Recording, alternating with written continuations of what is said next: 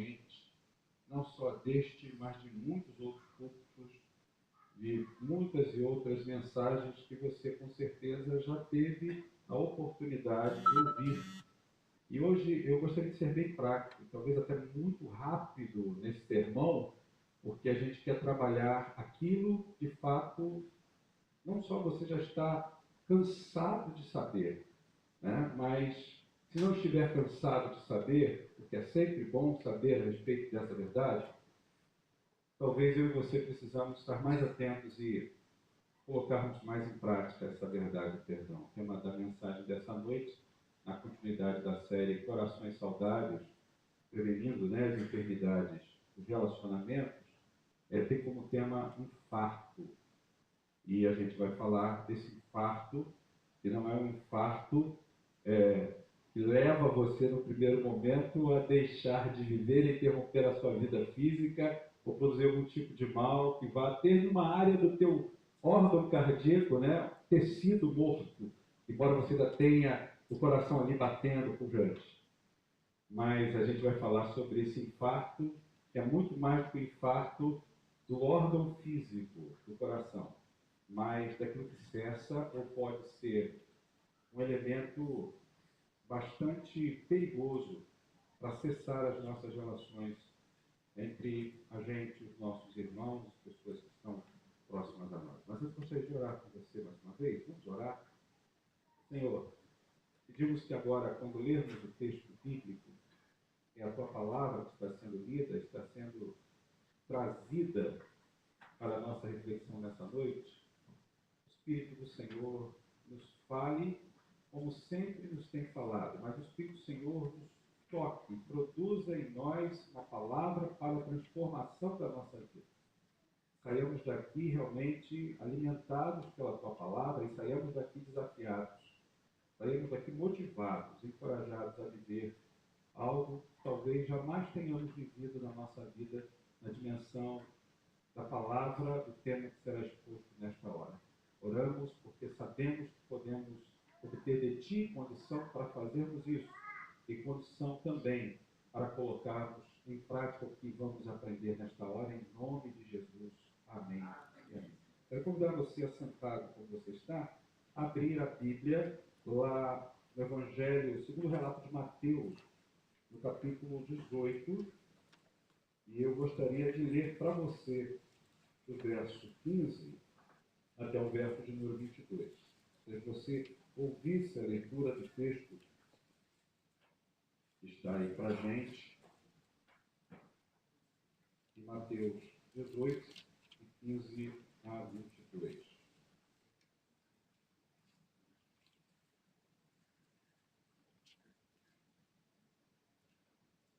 Diz assim o texto da palavra de Deus.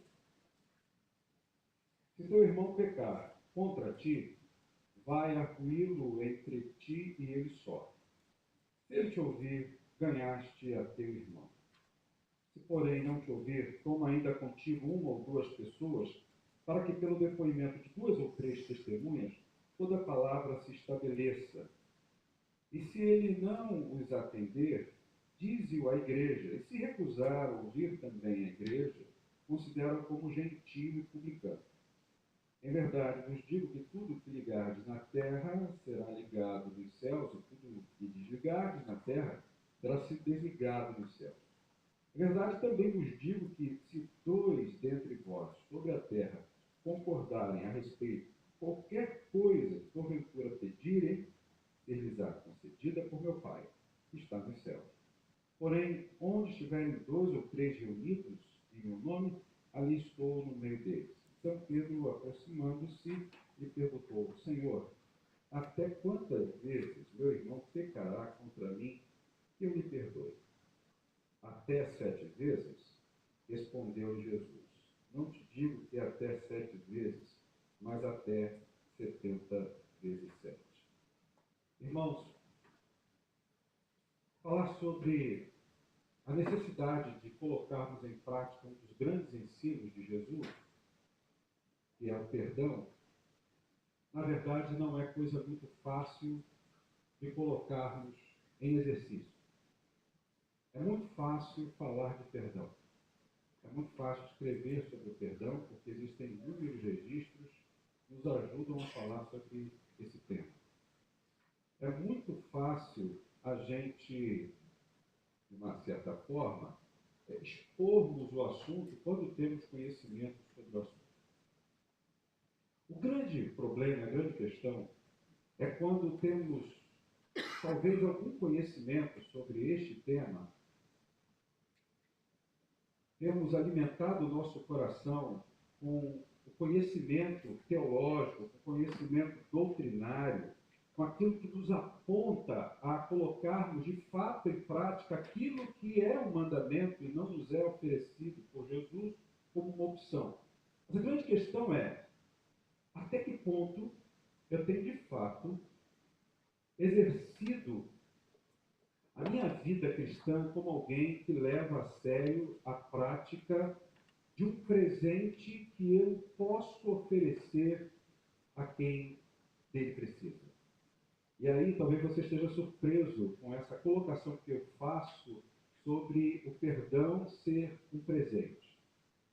Mas na verdade, o perdão, ele é de fato um presente que eu e você podemos oferecer àquele que nos ofende, porque nós estaremos cumprindo o mandamento do Senhor, que é reproduzirmos o caráter perdoador do nosso Cristo, que um dia nos ofereceu, através da sua morte redentiva na cruz do Calvário, este grande presente que não só é a salvação, mas a salvação é decorrência, é consequência da ação perdoadora do Senhor ali no Calvário. E ele disse de forma muito clara àqueles que estavam ali como seus interlocutores, ele disse: Pai, perdoa-lhes, porque eles não sabem o que fazem. Irmãos, por mais que alguém saiba o que esteja fazendo contra você quando lhe ofende, quando comete uma atitude que traz para o seu coração uma dor, que traz para o seu coração um sentimento de desconforto, é importante que você saiba que esta pessoa, independente disso, ela não sabe de fato quais são as consequências espirituais, porque consequências legais daquilo que se publica como lei de um país, consequências morais daquilo que adotamos como padrão de comportamento quando machucamos, ferimos alguém e quando somos feridos, é uma coisa. Mas outra coisa é quando estamos falando de um legado espiritual, quando estamos falando de consequências espirituais que perpassam esse tempo em que estamos vivendo, mas apontam resultados para o futuro e para o porvir, para a eternidade. Nós estamos aqui diante de um texto bastante conhecido nosso, onde existem algumas questões aqui que Jesus está levantando quanto à prática do perdão, que na verdade envolve de forma muito irônica, por parte do nosso Mestre e Senhor, a sua relação também com aqueles religiosos da época que queriam serem senhores, entre aspas, da arte de perdoar. Nós encontramos aqui Jesus sendo questionado, e Jesus ele vai falar sobre essa questão do perdão, e ele aqui deixa claro algumas nuances daquilo que ele visa na lei judaica como algo que reduz, é um reducionismo da prática da graça que ele, na sua caminhada, estava propondo àqueles que o ouviam. Se não vejamos, ele declara aqui que quando um irmão peca contra a gente, nós precisamos ir a este irmão, precisamos conversar com este irmão sobre as razões que levaram a fazer aquilo que nos ofende. É o que diz aqui inicialmente o texto, e aí ele declara que se essa pessoa te ouve, então você ganha o seu irmão. Se, porém, essa pessoa não te ouve, Jesus declara que você tem que tomar ainda contigo uma ou duas pessoas, porque pelo depoimento de duas ou três testemunhas, toda a palavra deve ser o quê? Estabelecida. Deve então haver uma clareza daqueles propósitos e também do sentimento que havia entre as pessoas que estavam em litígio. Mais à frente, ele fala o seguinte, no versículo 20, porque onde estiverem 2 ou 3 reunidos em meu nome, ali estou no meio deles. Por que 2 ou 3 pessoas? Por que 2 ou 3 testemunhas? Por que 2 ou 3 pessoas reunidas em seu nome para que o Senhor se estabeleça entre eles? Havia uma prática entre os judeus da época, isso é muito importante, a minhá. Minhá significa o encontro de 10 sábios, de 10 homens que postulavam ocuparem a função rabínica, e esses 10 homens, então, encontrados dentre o povo como homens sábios, eles eram, então, separados, e apenas esse era o quórum mínimo para que se constituísse uma sinagoga. Olha que coisa interessante. 10 homens que teriam a capacidade de ensinar ao povo e de julgar as questões do povo com sabedoria, formariam, então, é o quórum mínimo para a formação de uma sinagoga. E Jesus começa a estabelecer um quórum inferior a esse. Jesus diz, 2 ou 3 pessoas, para que estabeleça toda a verdade como testemunhas. 2 ou 3 pessoas que se reúnam, e ali eu vou estar presente. Na verdade, as questões que envolviam principalmente litígio entre irmãos, entre pessoas, demandava uma burocracia dentro do contexto judaico muito grande. Só que com isso nós vamos verificar que Jesus tem pressa. O Senhor Jesus tem pressa. Pressa de que haja relacionamento saudável entre aqueles que se divorciaram na caminhada. Entre aqueles que deixaram de trocar palavras que tragam consenso. Aqueles que deixaram de olhar, mesmo sob uma ótica ou uma angulatura diferente, um ângulo diferente, olhar para o mesmo ponto. Em algum momento se separaram. Em algum momento discordaram feio, e essas discordâncias deixaram marcas e ressentiram a mão.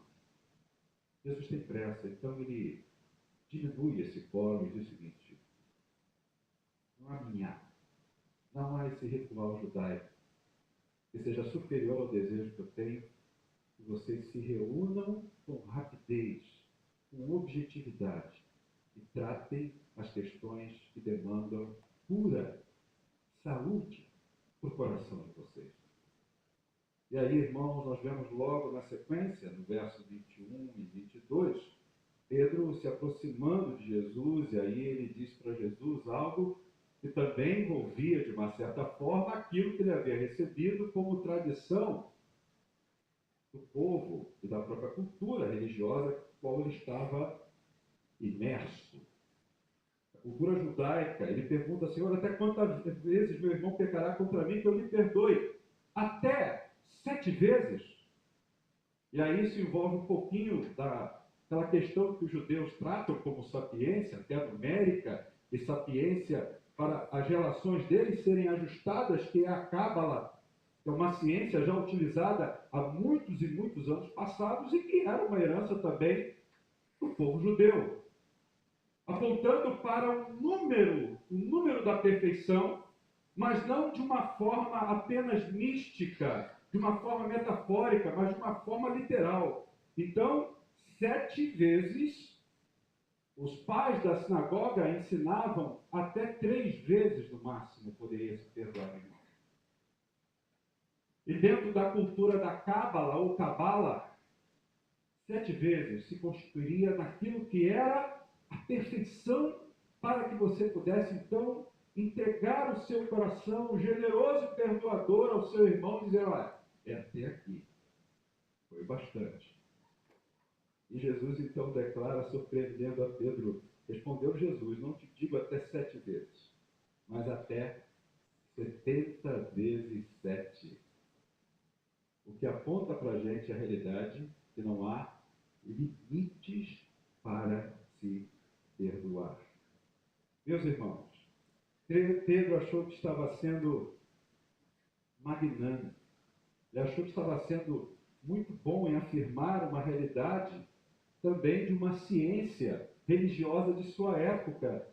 Os rabis, citando vários versículos de Amós, ensinavam que uma vez Deus perdoou os inimigos de Israel apenas 3 vezes. Por isso eles diziam: vamos seguir a Yahvé, vamos seguir a Deus que perdoou os nossos inimigos até 3 vezes.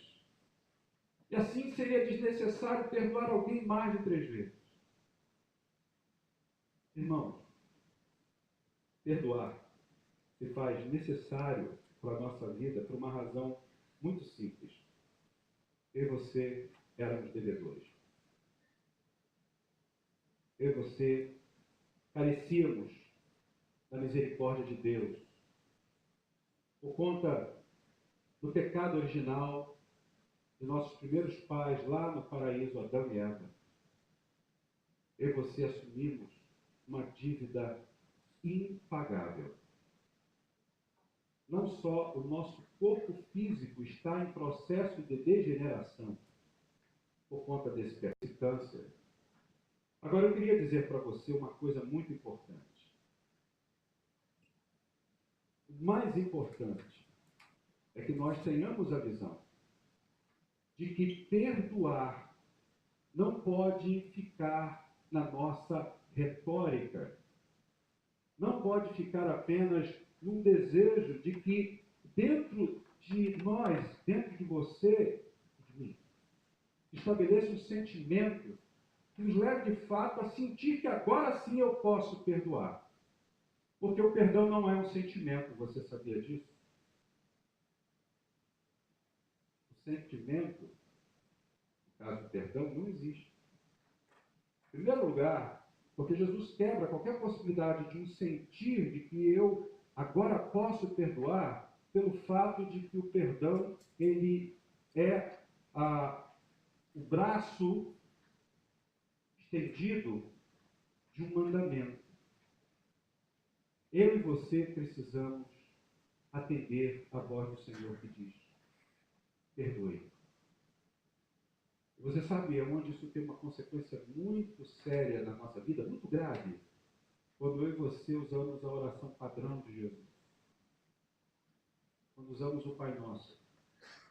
E ali dizemos: perdoe, Pai, os meus pecados, as minhas dívidas, assim como eu perdoo aos meus devedores, aqueles que me ofenderam.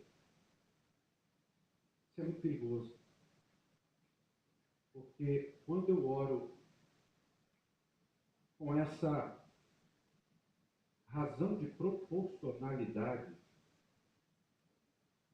quando eu digo: perdoa-me, Senhor, como eu tenho perdoado, nós estamos fazendo algo parecido com o que os judeus fizeram diante da cruz. Esse homem, se for inocente, está em cima, crucificado, e recaia sobre nós o sangue dele. Às vezes a gente não para de pensar nisso. Julgamos e amassamos aqueles judeus daquele dia e dizemos: por isso é que os judeus sofrem até hoje.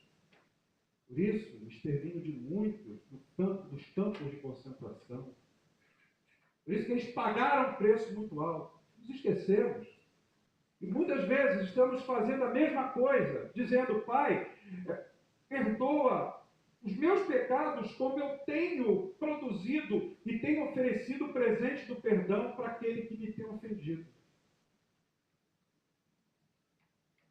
Queridos, o problema do infarto, da possibilidade de morte nas nossas relações não atinge mais a mim e a você do que a Deus.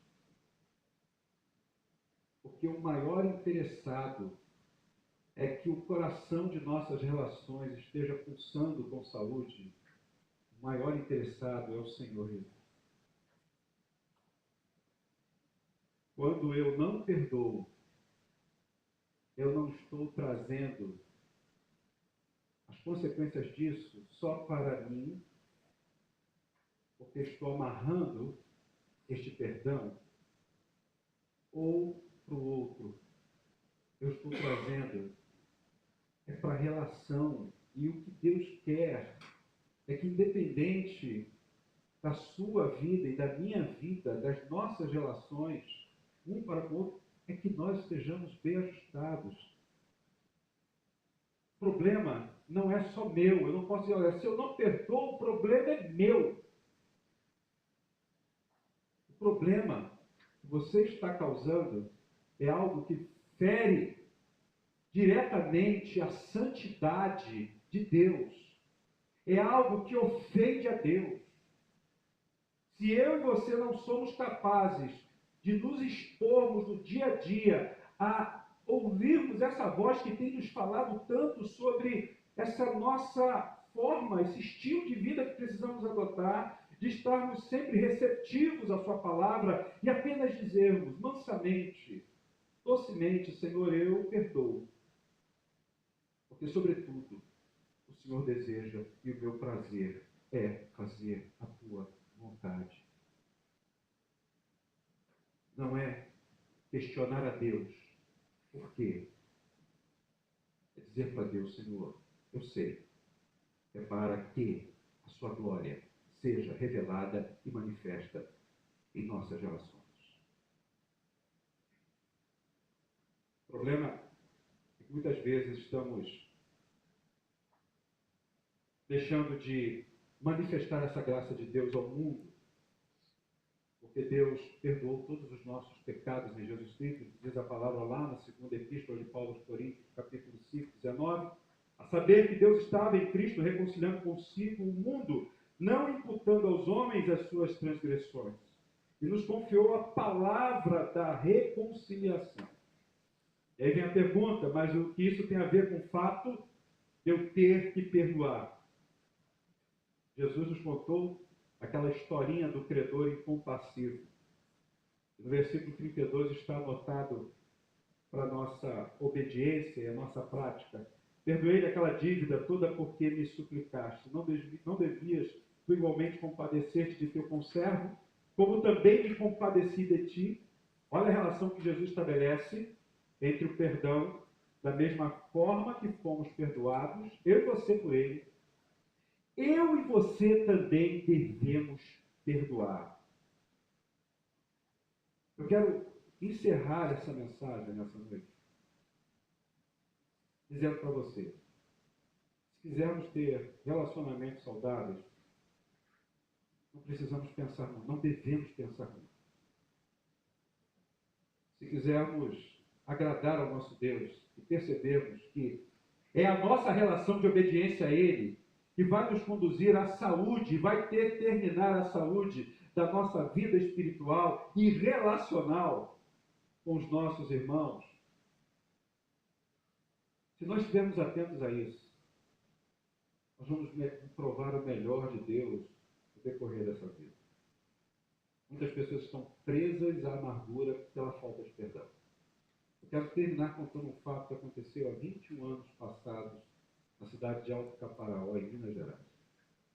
Havia sido convidado naquela época para falar durante o carnaval em uma igreja presbiteriana de Alto Caparaó, e o pastor da igreja me convidou para que nós pudéssemos estar fazendo uma visita a uma irmã que estava emprevada há 17 anos, numa cama. Não me lembro mais o nome daquela senhora. Eu me lembro muito bem que nós chegamos naquele quarto onde ela estava deitada e aquela mulher, ela grunhia como um animal. E nós ali começamos a orar. Passamos pelo menos umas 2 ou 3 horas naquele quarto, orando e intercedendo por aquela vida.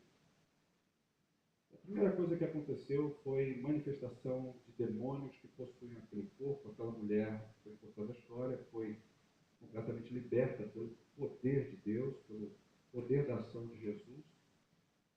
Aquela mulher, por uma questão de um milagre, coisa que eu nunca tinha visto em toda a minha vida até então, estava ali, naquele leito deitada, sem nenhuma ajuda fisioterapêutica, aquela mulher depois se levantou, foi se recuperando e depois ela conseguiu falar e lembrou que ela ficou presa àquela cama pela falta de perdão ao seu pai que havia falecido há pouco mais de 17 anos. E ela foi enfermando, a amargura tomou conta do seu coração, aquela raiz de rancor foi ocupando o lugar do seu coração, e um dos sermões que pregamos aqui, desse ponto que eu lembrei a você, nos diz as Escrituras que quando nós não cuidamos da saúde de nossas relações, o inimigo, ele se faz presente. Então, Satanás fez uma obra terrível naquele coração. E eu me lembro depois que o reverendo Rogério Bergert, pastor da igreja, eu o acompanhava, ele perguntou a ela: você, minha irmã, deseja perdoar o seu pai? Ela chorando disse: eu perdoo você, meu pai. Como se o pai estivesse ali presente. Então ela disse: eu perdoo, meu pai. Eu perdoo você, meu pai. Fulano de tal. E ali ela desabou num chorou. E aquele choro parece que foi esvaziando o seu coração, a sua alma, de toda aquela amargura de muitos anos.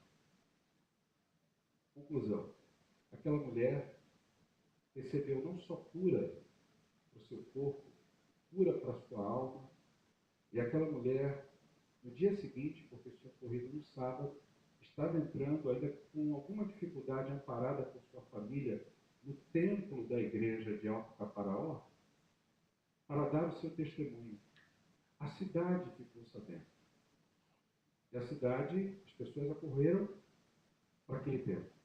Tanto que naquele dia, ele deve estar lembrada disso, o culto não foi feito no templo, um templo até espaçoso, capacidade talvez para umas 400 pessoas, e o culto foi feito no salão social que ficava acima da nave do templo, um salão muito grande, que ocupava os espaços das salas e do próprio templo.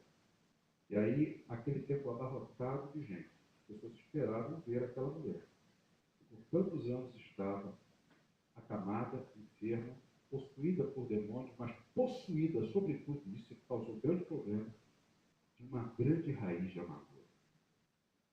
Querido, nós vamos viver as consequências de uma desobediência a Deus, quando não perdoamos.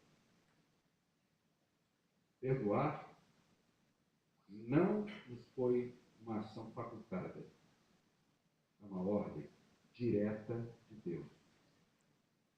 Mas eu quero encerrar dizendo para você que eu e você precisamos sair daqui, mas para colocar em prática o mais rápido possível.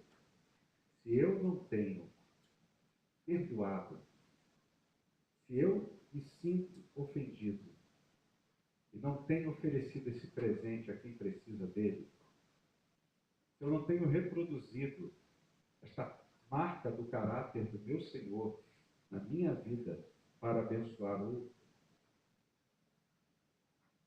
eu preciso sair daqui hoje com meu coração convicto de que esse não é só o remédio para resolver uma questão que envolve a minha vida e a vida de uma outra pessoa, mas é uma questão, sobretudo, que promove a glória do meu Senhor, a glória de Jesus.